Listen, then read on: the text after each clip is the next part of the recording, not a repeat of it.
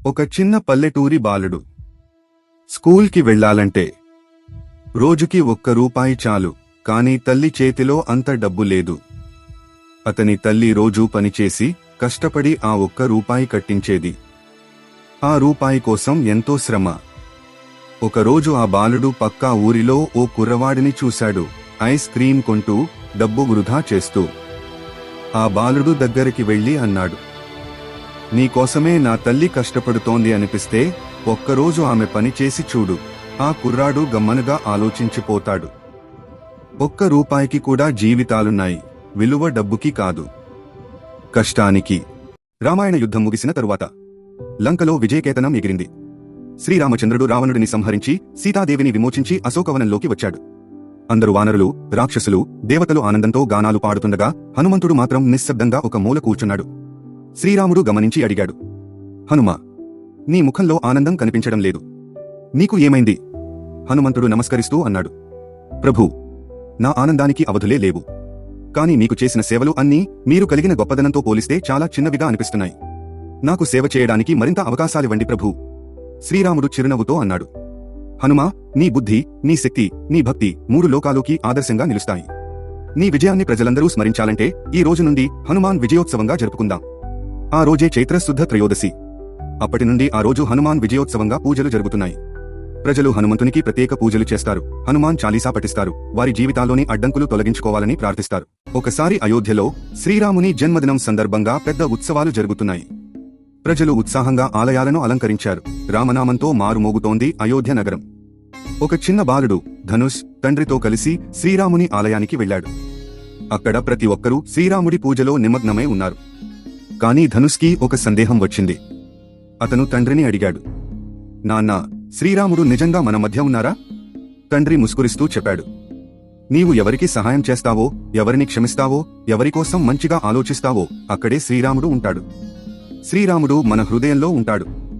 ఆ మాటలు ధనుష్ హృదయాన్ని తాకాయి. ఆ రోజు నుండి ధనుష్ చిన్న పెద్ద అందరికీ సహాయం చేయడం మొదలుపెట్టాడు. అతనిలోని మంచితనాన్ని చూసి అందరూ అతన్ని చిన్న రాముడు అని పిలవడం మొదలుపెట్టారు.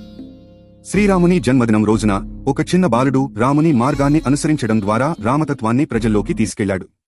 ఒకరోజు అర్జున్ అన్న బుడతడు తాతగారిని అడిగాడు, తాతయ్య, మన దగ్గర ఎందుకింతమంది దేవుళ్ళు ఉన్నారు? శివుడు, విష్ణువు, గణపతి, లక్ష్మీదేవి, సరస్వతీదేవి, ఇంకా చాలా మంది. తాతయ్య నవ్వుతూ అన్నాడు, బాబూ, మనం దేవుణ్ణి ఒక్కరిని కాదు, ఎంతోమందిలా ఎందుకు చూస్తామో నీకు చెప్తా ఓ చిన్న ఉదాహరణతో. తాతయ్య గ్లాసులో నీళ్లు తీసుకుని అన్నాడు, ఈ నీళ్లు చూడు. దీనిని గ్లాసులో పోస్తే గ్లాసు ఆకారంలో ఉంటుంది, బాటల్లో పోస్తే బాటిల్ ఆకారంలో ఉంటుంది. కాని అది ఎప్పుడూ నీళ్లే. రూపం మారుతుంది, నీరు మారదు. అలాగే దేవుడు ఒక్కడే. కాని మనం ఆయనని వేర్వేరు రూపాల్లో పూజిస్తాం, శక్తుల ప్రకారం. ఉదాహరణకి, విద్య కావాలంటే సరస్వతీదేవిని పూజిస్తాం, సంపద కావాలంటే లక్ష్మీదేవిని పూజిస్తాం, ఏ పని మొదలు పెట్టేటప్పుడు గణపతిని పిలుస్తాం, ప్రేమ, నమ్మకం కోసం విష్ణువుని పూజిస్తాం, బలానికి ధైర్యానికి శివుడిని పూజిస్తాం. అర్జున్ కళ్ళు పెద్దవయ్యాయి. అబ్బా, అప్పుడు వాళ్ళందరూ ఒక్క దేవుడే, కాని పని బట్టి వేర్వేరు రూపాలు కదా? తాతయ్య తల నిమిరి నవ్వుతూ అన్నాడు, అవునే బాబూ, ఒక దేవుడు అనేక రూపాలు. మన అవసరాలకి తగిన శక్తుల రూపాలుగా దేవుడిని మనం ఊహించుకున్నాం. వన్ మార్నింగ్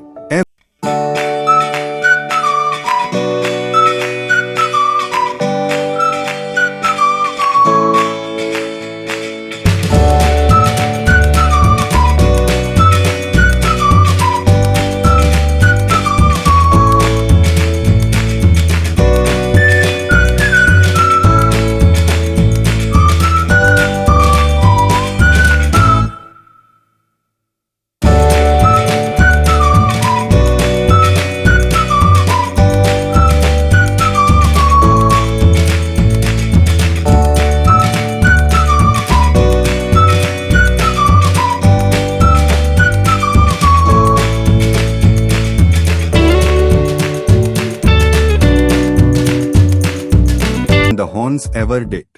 సంవత్సరం 2157. ప్రపంచం మారిపోయింది. చెట్లు అవి ఇప్పుడు చరిత్ర పుస్తకాలలో మాత్రమే ఉంటాయి. పిలిచే పేర్లు మాత్రమే మిగిలాయి. వేప, నేరేడు, తామర. పచ్చదనం ఒక కళ. భూమి మొత్తం గాజు గోపురాల దయాలా ఉంది.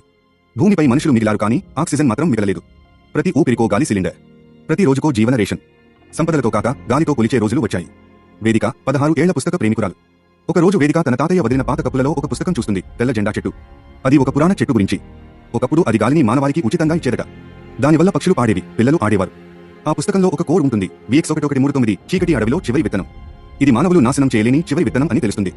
వేదిక తన రోబో మిత్రుడు నీన్తో పాటు ఆ విత్తనాన్ని వెతకడానికి బయలుదేరుతుంది. భూమిపై చివరగా మిగిలిన జీవవైవిధ్యం గల ప్రాంతమైన చీకటి అడవికి చేరుతుంది. అక్కడకు వెళ్లడం చాలా ప్రమాదం. పాత యంత్ర రక్షణ సిస్టమ్స్ మానవులకు ప్రమాదం. చివరకు వేదిక ఒక గుహలో ఆ విత్తనం పొందుతుంది. కానీ అది పెరగాలంటే నిజమైన మట్టి, నీళ్లు, ప్రేమ కావాలి. ఆమె ఒక బయోడోమ్ రూపొందిస్తుంది తాను పొందిన పుస్తకాల ఆధారంగా. పచ్చదనం ఆ విత్తనం నుండి తిరిగి మొదలవుతుంది. ఒక చిన్న గ్రామంలో రాము మరియు శ్యాము అనే ఇద్దరు స్నేహితులు ఉండేవారు. వారు చిన్ననాటి నుండి కలిసి పెరిగారు.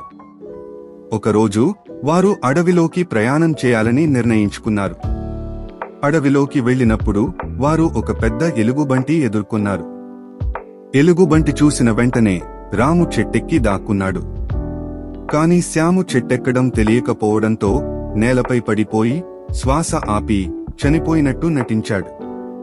ఎలుగుబంటి శ్యాము దగ్గరకు వచ్చి అతని ముఖాన్ని పీల్చి చూసి అతను చనిపోయినట్టు అనుకుని అక్కడి నుండి వెళ్లిపోయింది. ఎలుగుబంటి వెళ్లిన తర్వాత రాము దిగి శ్యాము దగ్గరకు వచ్చి, ఎలుగుబంటి నీ చెవిలో ఏమి చెప్పింది అని అడిగాడు. శ్యాము సమాధానంగా, సంక్షోభ సమయాల్లో నిజమైన స్నేహితుడు ఎవరో తెలుస్తుంది అని చెప్పాడు.